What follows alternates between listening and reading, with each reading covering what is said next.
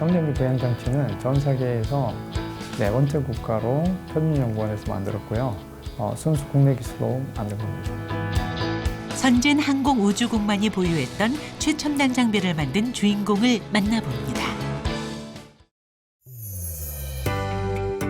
과학기술 발전의 토대가 되는 표준을 연구하고 있는 한 연구소.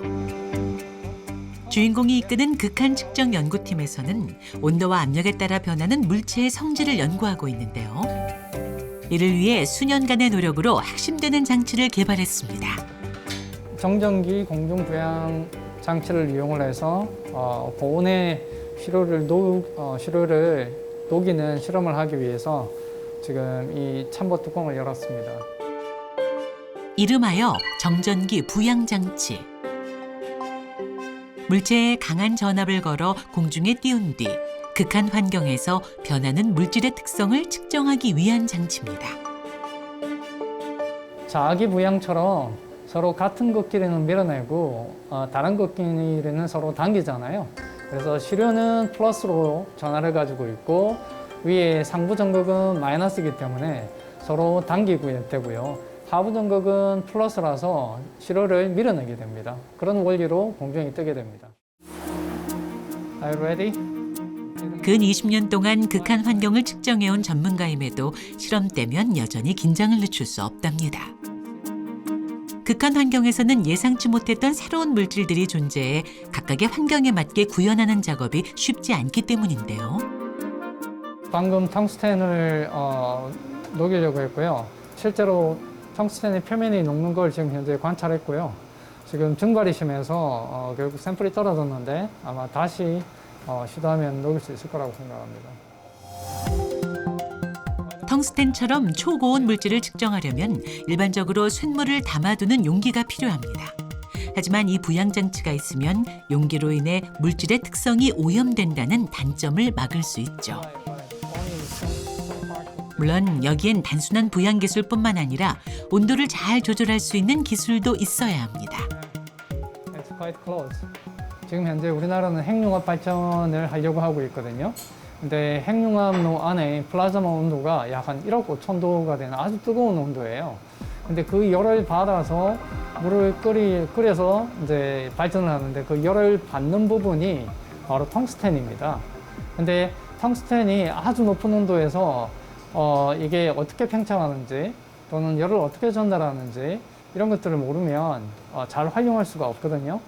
그렇다고 핵융합로 안에 들어가서 실제로 이 텅스텐이 늘어나는 걸 관찰할 수도 없고요.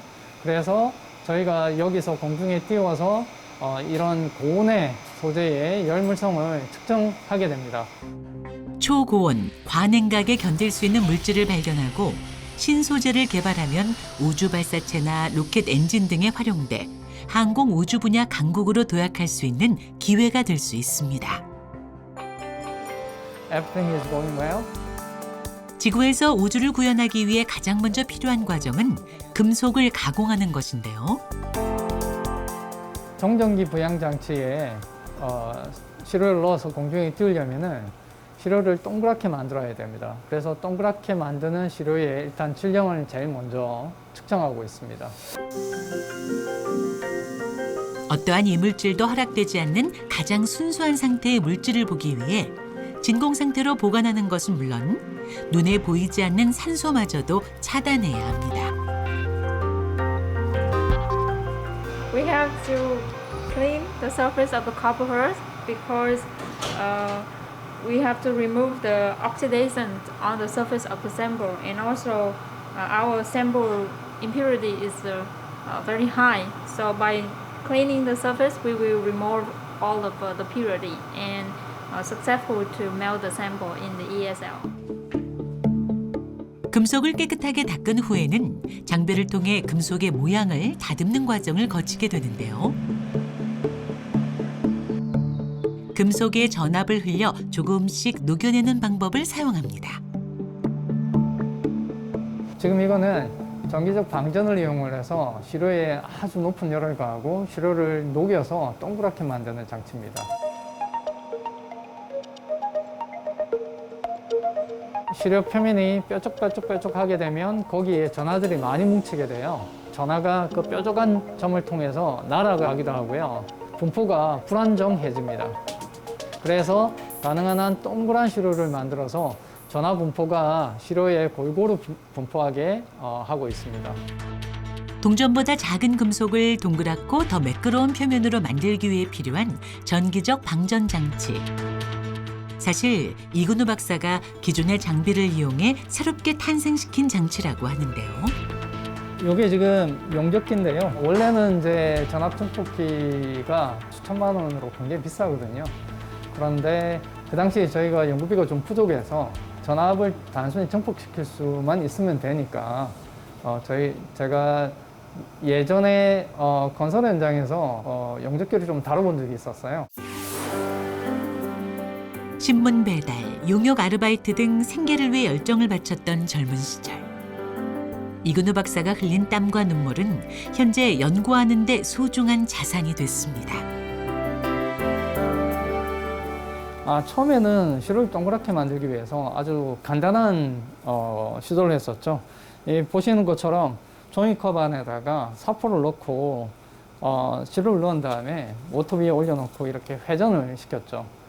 근데 이렇게 하면은 시간이 굉장히 오래 걸리기 때문에 저희가 이제 조그만하게 자동으로 할 수 있는 기계들을 좀 제작을 했고요. 이것도 오래 걸리다 보니까 조금 더 빨리 하려고 회전 속도가 좀 더 빠르게 할 수 있는 이제 가스를 불어서 그 시루를 회전을 시키는 장치를 만들었고요. 가스를 이렇게 불면 샘플이 이렇게 공기를 따라서 돌고요.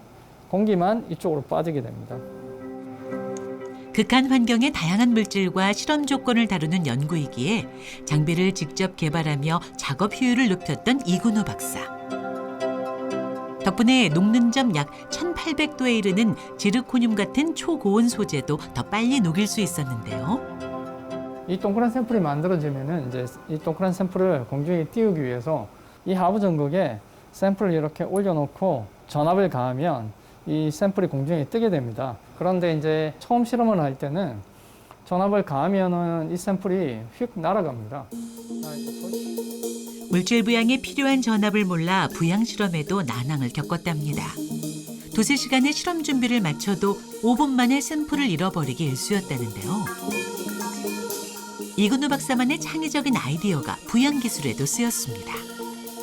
그래서 이거를 공중에 띄우기 위해서 생각을 전압을 걸어주는 게 아니라 공중에 뜨게 만들고 전압을 줄여가는 쪽으로 하면은 이거를 또 조절할 수 있는 파라미터 값을 찾을 수 있겠다라고 생각을 바꾸었어요. 필요한 것은 실과 접착제뿐입니다. 약간의 물질과 실을 접착제로 고정해 띄운 다음 전압을 줄여가면서 그 물질이 떨어지는 순간을 파악한다는 발상이었죠. 발상의 전환으로 물질 부양을 이뤄낸 첫 순간을 이건우 박사는 아주 생생하게 기억한다는데요. 예, 그게 이제 제가 그날을 기억하는 이유가 크리스마스가 다가오는데 크리스마스 때는 좀 집에 휴가를 내면서 좀 쉬고 싶었어요, 연말에. 그래서 제가 그 22일인가 23일인가 크리스마스 바로 전이었거든요. 전에 띄우는데 처음으로 한 0.5초 정도 띄우는데 성공을 했어요. 2009년 겨울 한 달 내내 무거운 뚜껑을 들고 날랐습니다. 그러다 방법을 바꾸자 물질을 띄울 수 있게 된 것이죠. 크리스마스의 기적과 같았던 기쁨의 순간을 함께 나누고 싶었던 이가 있었다고 하는데요.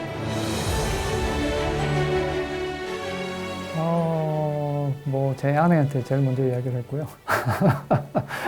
뭐라고 하셨어요? 네, 0.5초 떴다라고 당연히 이야기를 했고요. 0.5초 떴기 때문에 연말에 쉴 수 있다고 이야기를 했었죠. 예. 뭐라고 하셨는데요, 사모님? 기억은 정확하게 나지 않고요. 예, 어서 집에 와 했던 것 같아요.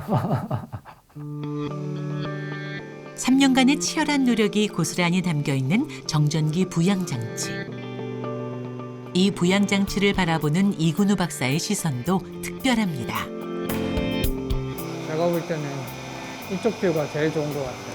요 뷰, 제 눈에서 이쪽으로 보면 장치가 괜찮아 보여요. 뭐 약간 더 높여야 하나? 그냥 눈하고 좀 다르네요. 이 장치가 이쁜가 봐요. 아, 그렇죠. 예, 저 여기 굉장히 많은 노력이 들어갔고, 제 40대의 거의 한 절반이 이 장치를 만드는 데 들어간 거기 때문에 애착이 많습니다. 바로 앞이 제 사무실인데, 가끔씩 방문이 열렸을 때, 여기에서 나오는 소리만으로도 어디가 문제가 있는지 느끼기도 합니다. 작은 조건 하나만 달라져도 물질의 형상을 온전히 유지하기 어려워지기 때문에 장치를 개발하면서 정교함이 필요하다고 하는데요.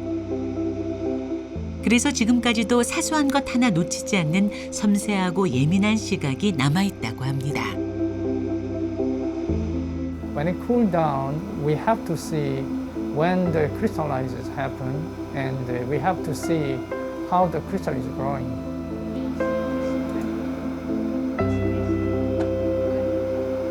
You see, there is a different crystal morphology. 국내에선 전혀 알려지지 않았던 정전기 부양 장치를 개발하게 된 것은 미국 유학 경험이 컸다는데요. 미국의 나사 연구소 중에 마셜 스페이스 콜라이터 센터가 있습니다. 예, 거기서 정전기 부양 장치를 처음 경험했고요. 예, 이 장치는 또 일본의 작사에도 있습니다. 그래서 양쪽 기관에 있는 장점들을 섞어서 만든 겁니다. 보통 이 장비를 만들 때는 뭐 전기공학자, 그 다음에 전자공학자, 기계공학자, 여러 분야의 전문가들이 모여서 보통 만들거든요. 근데 지금 이 장치 같은 경우는 제가 처음부터 끝까지 다 만든 겁니다. 워싱턴 대학교에서 박사과정 중이었던 2000년 당시 우주와는 직접적인 관련이 없던 나노 결정 연구로 나사 연구소를 드나들었던 이근우 박사. 어느 날 지도 교수님께서 우주에 가는 실험을 하지 않겠냐고 이야기를 하셔서 제가 우주에 가는 줄 알고 기꺼이 그 프로젝트를 하겠다고 해서 진행하게 됐었습니다. 근데 실제로는 우주에 가는 게 아니라 지상 연구를 먼저 하고 지상 연구에 성공하면 우주에 시료를 보내서 하는 연구더라고요. 하지만 마샬 우주비행센터는 달 착륙선과 로켓 개발을 주도하는 최첨단 연구소인 만큼 이근우 박사에게 찾아온 우주 연구는 하늘이 주신 기회나 다름이 없었죠. 제가 나사에서 일을 할 때는 혼자서 화장실도 갈 수 없거든요. 에스코트가 반드시 필요했고요. 그 정도 이제 보안이 철저했고요. 그 장치는 외부 사람이 직접 못 만지게 돼 있고 시료를 교환할 때만 시료를 들고 잠시 들어가서 그 장치를 볼 수 있습니다. 철저한 보안과 통제 속에서 정전기 부양 장치의 전체 구조와 구성을 어깨너머로 관찰했던 이근우 박사. 2007년 한국표준과학연구원에 입사하며 장치 개발에 기회가 생겼습니다.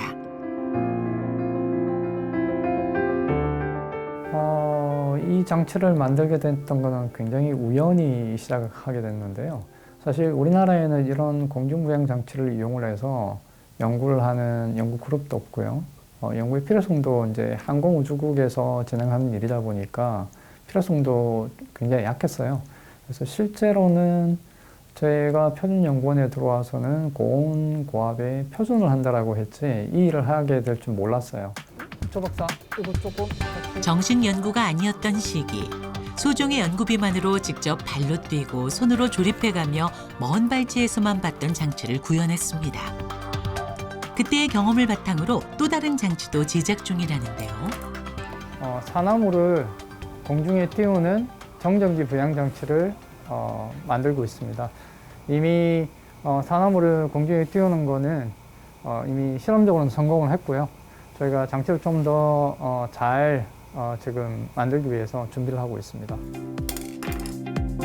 필요하다면 만든다는 이근우 박사의 연구 철학이 빛나는 순간.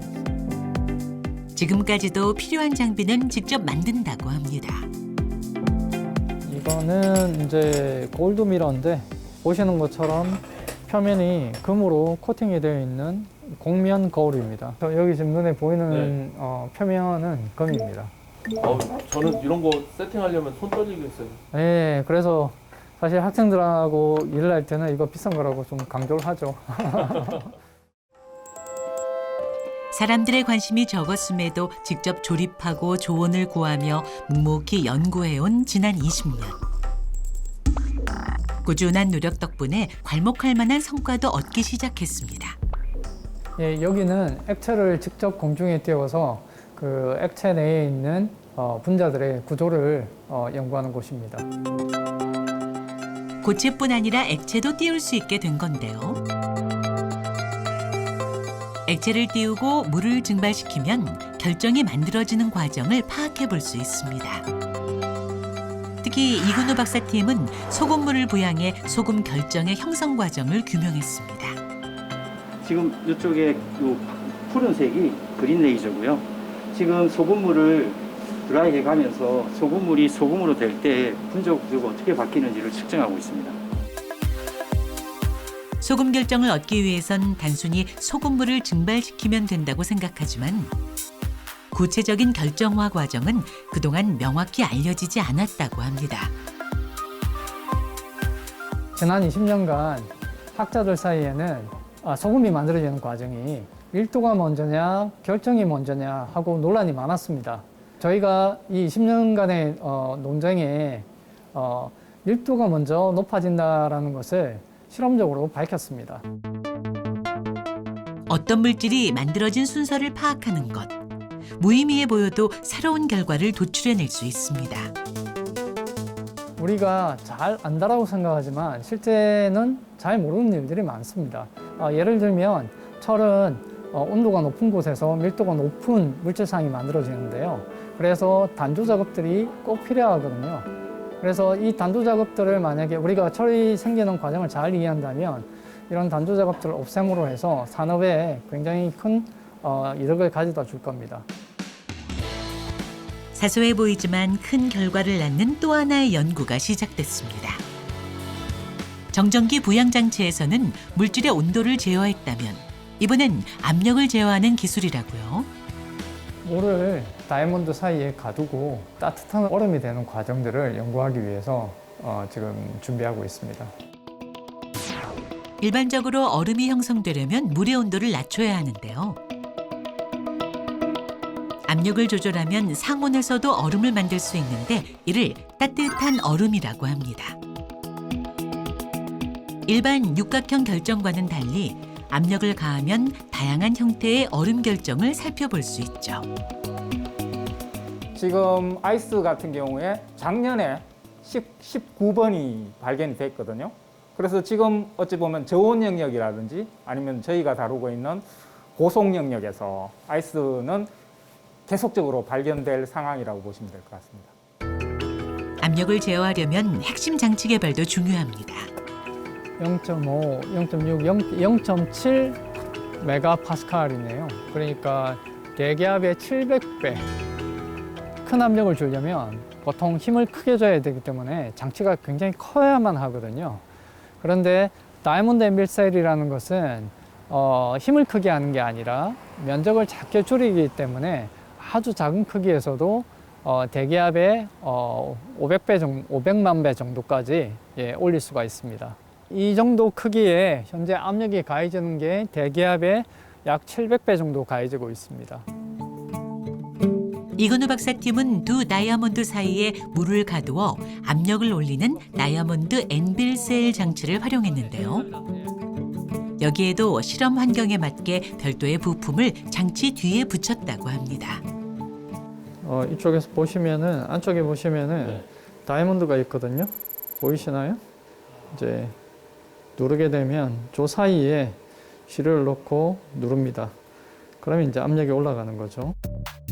이 부품에 전압을 가하면 길이가 늘어나면서 다이아몬드를 누르고 다이아몬드가 물을 누르며 압력이 올라가는 형식인 건데요. 압력으로 만든 얼음, 어디에 쓰일까요? 돼지고기입니다. 돼지고기에 냉동한 돼지고기입니다. 고기를 보관하기 위해서 냉동을 하게 되면 얼음이 육질을 파괴하게 되죠. 그런데 압력을 올려서 따뜻한 얼음을 만들게 되면 이 따뜻한 얼음은 이 고기의 육질을 파괴하지 않습니다. 기술이 앞으로 더 발전되면은 장기를 손상 없이 보관한다든지 또는 인간을 냉동시켜서 나중에 다시 깨어날 수 있게 한다든지 할 때 도움이 될 거라고 생각을 합니다. 또한 다양한 환경에서 다양한 형태로 존재하는 얼음을 연구한다면 인류의 새로운 보금자리가 될 수 있는 외계 행성을 찾는 데 도움이 될 수도 있다고 합니다. 이 극한환경에 관련된 연구 분야가 앞으로 새로운 발견과 새로운 발명을 할 수 있는 가능성이 높은 분야라고 생각합니다. 제가 지금 개발해 가고 있는 이런 측정 장치들이 극한환경에서 새로운 발견과 발명을 하는데 사용된다면 참 보람되겠습니다. 번뜩이는 아이디어로 기존 기술의 한계를 극복하고 직접 몸으로 부딪히며 새로운 시도를 계속해온 이근우 박사. 기존에 없는 연구로 과학적 신대륙을 발견해가는 이근우 박사의 내일을 응원합니다.